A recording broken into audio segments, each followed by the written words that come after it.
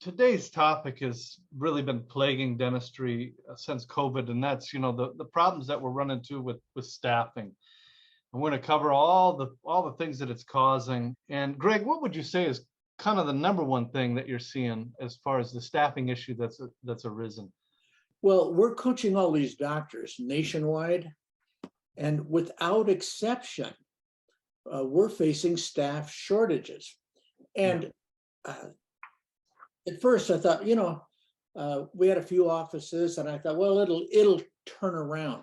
But the truth is, as I go through life, and I'm trying to buy furniture or trying to buy groceries, anything I'm trying to buy, there's not enough people working in the stores. I mean, there's been some sort of mass migration, and I don't know where they went, but they're not there. So we are short staffed, just like every other dentist, just like every other office. Um, I'm trying to buy stuff that's really high profit for somebody, but they don't have employees. So I'm seeing it in dentistry to the point it's brought people, if not to a halt, it's certainly put a lid on what's possible. Before COVID, some of these people were hitting great numbers, had great practices, all the staff were trained, they had a wonderful culture. Now, not so much. And I know the puzzling part of it is even our hygienists, people who went 4 years of college, probably still paying on school loans, quit. And we're short of hygienists. And to bring them out of retirement, early retirement, I would say, we're having to pay numbers doctors literally aren't ready for. And here's how I know. When I look around at an office that's gotten its hygiene back, they're paying a number that other doctors don't go to because they think they've done enough. They've upped it $5 or whatever, and it strained them. They were sputtering, at the thought of having to add $5 to this cost, but they're not even in the ballpark. Things got changed dramatically overnight. Wes, I saw a decade go by with relatively no inflation, just about none. Yeah. Now we have shortages, we have COVID, we have supply chain issues, we got all these things going on. And to practice the way you did or to try to is just going to leave you frustrated. We have doctors that are used to highly trained employees. And now, if they do hire somebody at some elevated price, the person is so fragile, they quit as soon as the doctor tries to teach them a little bit more than they know. Have you seen this? Absolutely. So we're seeing getting somebody to show up for an interview is a miracle, even though they said they're going to show up. And then you hire them and then they don't show up the first day, and no call, nothing. It's like they quit. And then we'll have people that show up, work for a week, and then start calling in sick. Like it's the most bizarre situation I've ever seen. And most of them have very limited experience in dentistry. So we're really dealing with a situation where we've got all these people with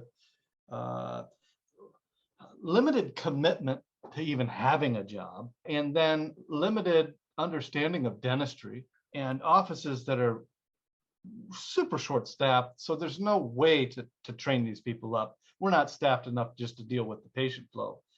And so the idea of having time to train somebody into an office is impossible. So I've seen rates of missed appointments, especially in hygiene, just skyrocket in offices, mainly due to this issue. But I would say by and large, I've seen the staff shortage thing really affect hygiene probably the most, and then assistants and on down. That's my comments. That's kind of what I see related to this, and it's created, well, doctors just are at a standstill as far as if they want to progress in any way. If they want to grow their practice, add an associate, any kind of progression with their practice, they almost write it off as, hey, we can't do it because I can't even staff the front desk for more than a week at a time. And it's created just an awful mess for a lot of practices. You know, us for years at Whitehall, the thing that we saw that could actually drive an owner doctor out of practice, where he literally quit, was staff turnover. And here was the pattern. He would lose 2 or 3 people, hire new ones, train them up, suffer through the process, and then they quit again and again. And after 2 or 3 rounds of that, he said, this is not working. I'm going to do something else with my life, namely be an associate a lot of times. So now we're facing this throughout dentistry. Our costs are going up if we try to hire staff, because to get them to even answer the ads, we have to run this higher number, which makes our own staff that stay with us say, why is the new person getting $6 an hour or $8 an hour more than your trained, loyal 15-year employee? So to make them happy, of course, the cost goes up. So we're seeing our staff costs skyrocket.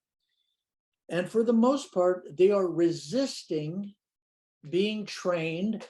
And, you know, the training we're doing, or not we're doing, but a lot of offices are doing, they're trying to train them up quickly, and they just get frustrated and quit.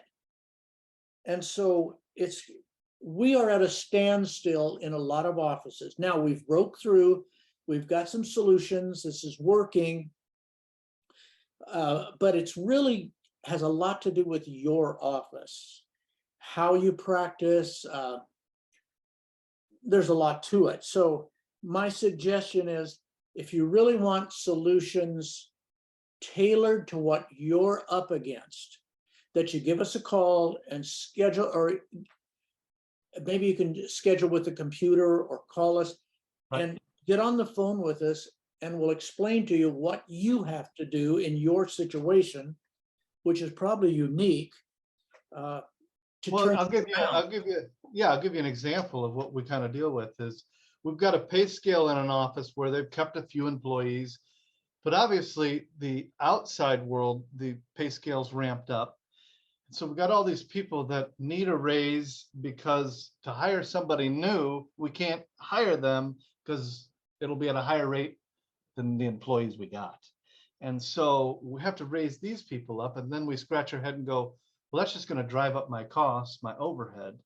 So how do I raise my fees? Do I cut insurance? Or do I capitalize on something that I'm not capitalizing on now, an inefficiency? All these things have to be solved to fix this problem. It sounds like you're walking through a minefield, a financial minefield. One wrong step. Yeah, absolutely. That we have to kind of work through, and every practice is different as far as what the problem is and the solution. But I will tell you that when you solve the issue, and you do get good employees in the practice, and you do get hygienists back in the practice, the amount of patient flow that you can gather is staggering. In other words, what took 3 years to build before COVID, we're able to kind of match that in 8-9 months in terms of growth, just because everybody else is struggling with this. We are having a shortage. So if you're the one with all the supply, guess who wins? Right. You do. And it's really a cool thing when we get it going. You know, one of the things doctors are competing with, whether they know it or not, is Zoom itself. A lot of people out there during COVID went home and discovered that they could work from home. Well, we don't have any dental jobs. You can work from home. And so they're thinking, maybe I'll go get a job where I can work from home. So if you're competing with that, it's a whole new market dynamic you've got to be willing to embrace. Right, right. All right. So that's what we're seeing. It's across the board. You're not unique. That's the good news. You're not by yourself. The bad news is, man, it is deep and abiding. Absolutely. So yeah, if you want this problem solved and behind you, there is a way to do it. And we're willing to give that away at no charge. You schedule with Greg and we'll take on, I believe, 5 phone calls like this a week, 45 minutes. And we can wade through your issue and teach you what you need to do in that time. How to time things so that you don't lose profits Right. while you're fixing this. Absolutely. There's a sequence, like you getting out of network could be applicable to some, and then maybe raising a little bit of marketing dollar, and then you start hiring and increasing salaries. There'll be a sequence that each office has to go through. There's the competitive ratio where you got a certain number of doctors for a certain number of patients. We know that 1,250 to 1 is normal. If you're above that, it means one thing. If you're below that, it means something else. And so there's different ways to go about this. So get on the phone or get scheduled with us, and let's get this behind you. Right. This is a serious issue. All right. Thanks for listening. Yeah, thank you. Okay. Thanks.